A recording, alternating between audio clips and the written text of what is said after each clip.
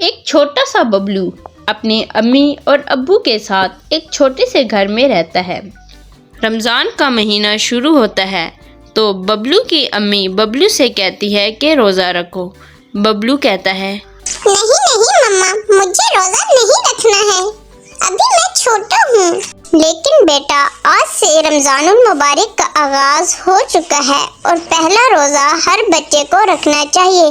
بلکہ کوشش کرنی چاہیے کہ تمام روزے رکھ کر بچے اپنے اللہ کو خوشی اور راضی کریں۔ امی جان، آج کل سخت گرمی کا موسم ہے، بچے تو کیا بڑے لوگ بھی روزہ رکھنے سے ہچکچاتے ہیں، اور میں تو صرف ابھی 10 سال کا ہوا ہوں۔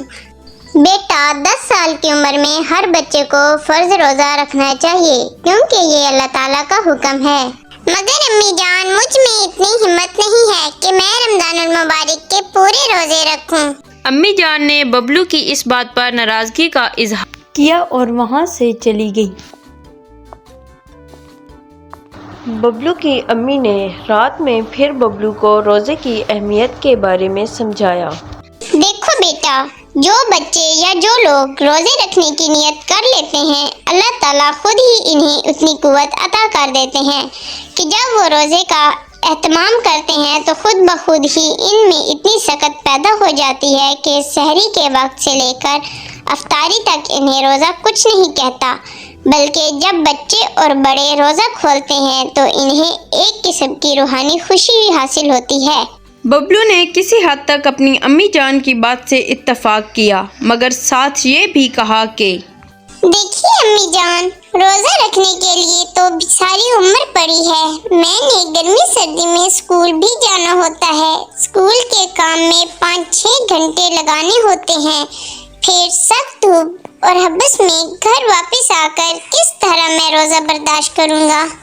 اگر آپ نے مجھے روزے رکھانے ہی ہیں تو پھر میں 1 ماہ کے لیے اسکول سے مجھے چھٹی لے دیں،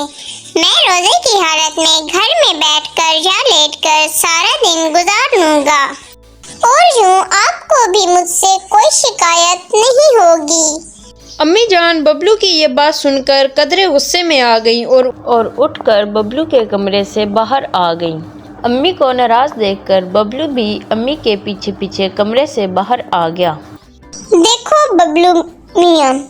تم اکیلے ہی نہیں بلکہ دنیا بھر کے تمام مسلمان بچے اپنے اسکولوں میں تمہاری جیسی عمر کے مطابق جاتے ہیں،